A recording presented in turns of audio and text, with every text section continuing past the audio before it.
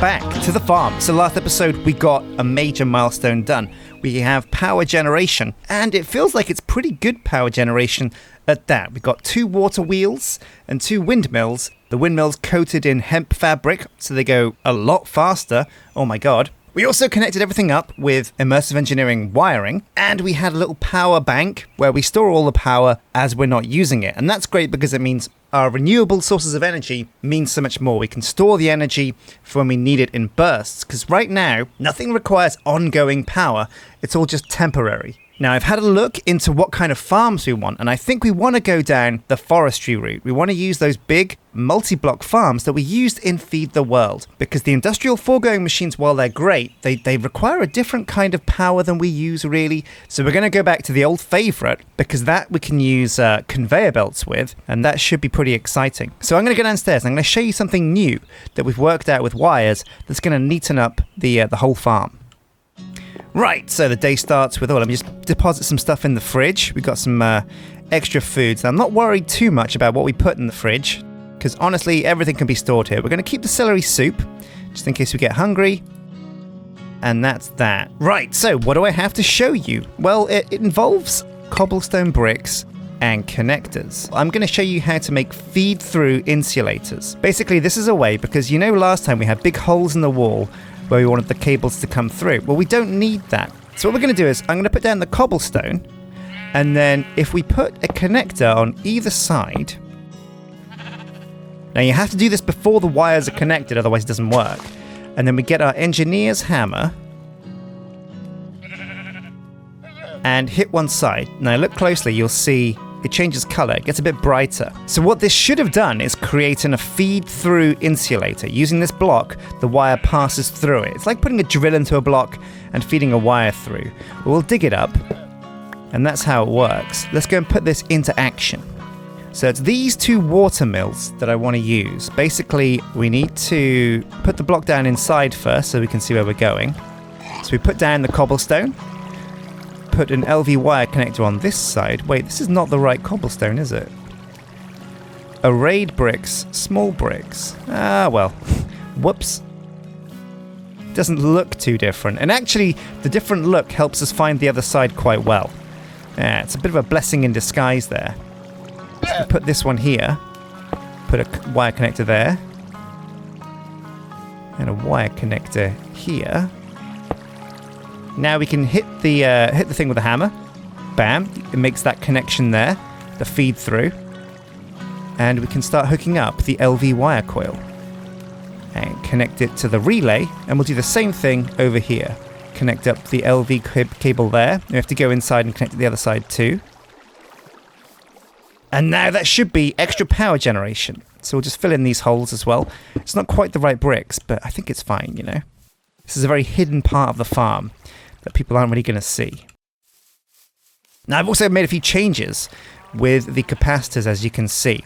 So the connector here feeds into the capacitors at the top, and then at the sides, I drag out the power and put it over here. And that means all of our power generation is going through the capacitors and then being pulled out through this relay. So anyway, here we go. We want to put a feed-through connector on our building. So if we put a connector this side, connector this side, bash it with the hammer. You can see the graphics changed. Oh, it changes the bricks anyway. Oh well, I guess it can't be helped. And now we can hook up. Bam, bam, boom. And this should in theory give us power inside the house. And there's only one way to find out. So we're going to put down a relay up here. Connect these 2 with wire. Like this. So this is the moment of truth. This is where we find out if it's actually worked. Oh, now I want to test something as well, actually. So we're going to put the metallurgic infuser here and try and drag the power in at the top. Now, I thought you might have to do it at the back. That could be the case. No, it's not. Look, it's got power. Fully charged. Excellent. And now we can have all of our machines along here with power being dragged up from the top. Sweet. Problem solved. Time to go to sleep. Okay. A new day. Now, like I said, we're going to use the forestry multi-farms. What does that mean? Let's take a look.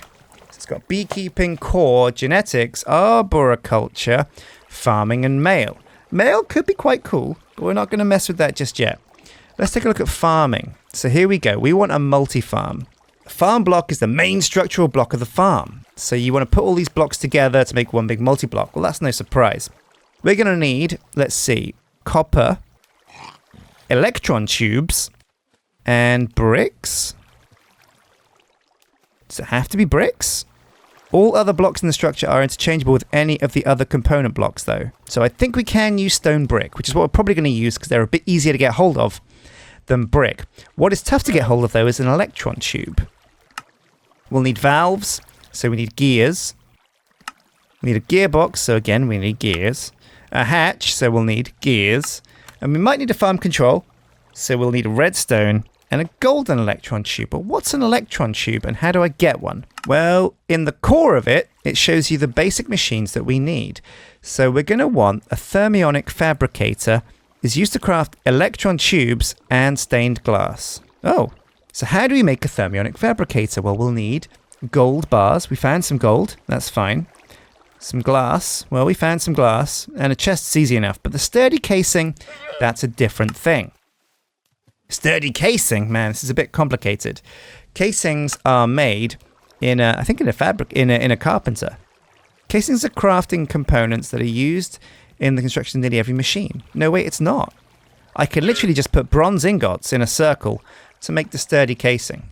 Well, let's do it. We're going to make a Thermionic Fabricator to get us ready for the journey ahead. So before we get going, I'm going to construct the means to empty the smeltery of everything that's inside it. Now, I've done this before. In all of my series, I've covered this, but this is a Rule the World special. So basically, you put down an ingot cast into your casting table. Sweet. We're going to need a hopper, which is iron bars and a chest, and then we're going to need another chest to put it into.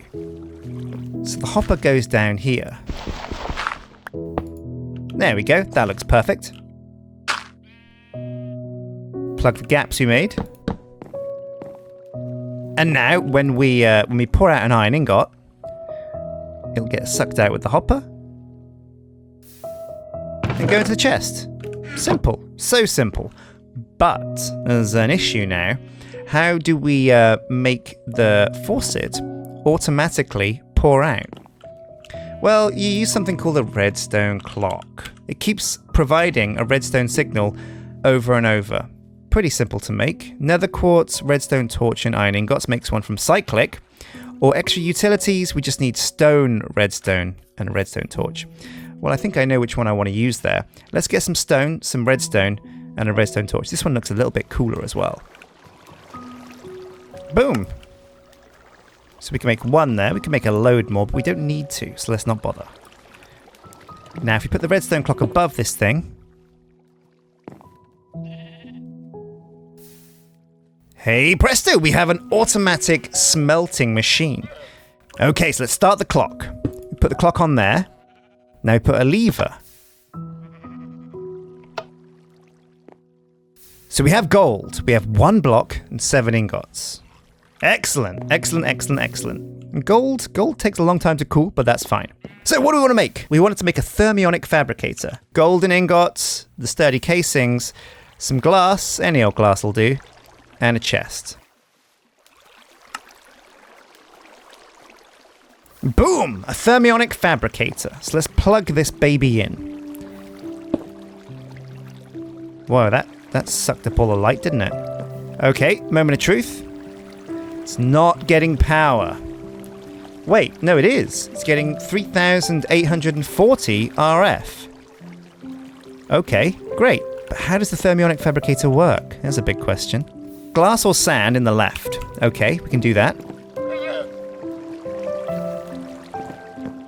I think I have some sand somewhere. 24 should be fine for now. And that makes liquid glass.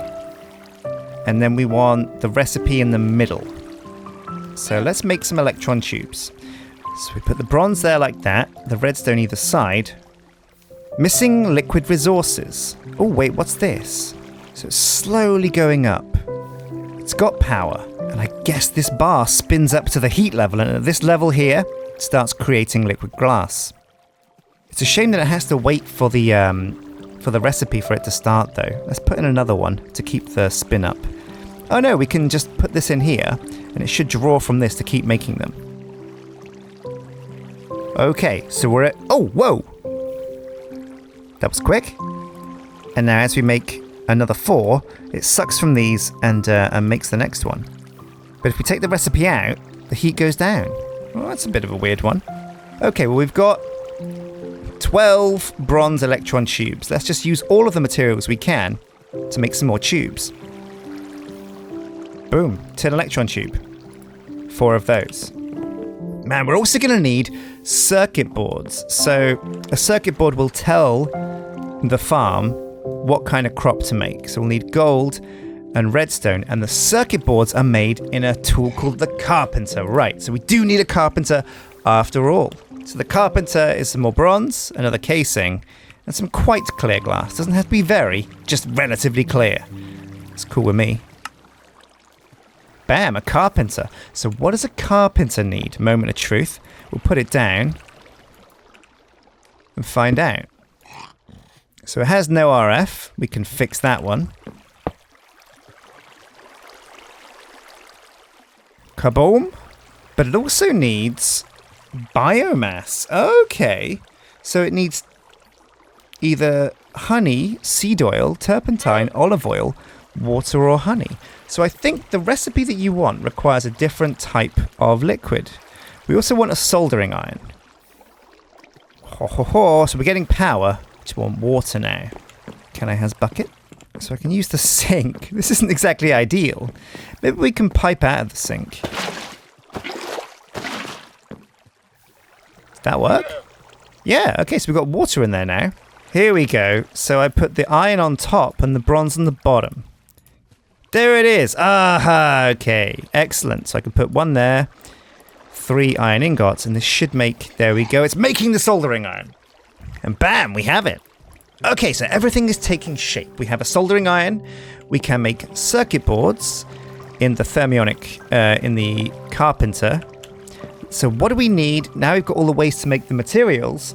How do we make the actual farm itself? So multi-farm requires blocks, half slabs of wood, 1 tube, and 2 copper, and that will get you 1 farm block. So thinking about how big they need to be, I think it's a 3x3 structure and then 4 down. So 4 3s are 16. So we're going to need 16 farm blocks in total. And all of the control systems we need use a farm block as well. So it's going to be a case of, 16 farm blocks. So we're going to need a whole lot more tin, aren't we? We've got everything in place. All the systems are set up.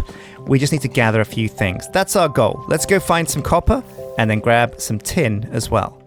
Tin isn't too uncommon, but it's tricky to use because it alloys with so many things. Well, I say so many things. It alloys with copper, I think.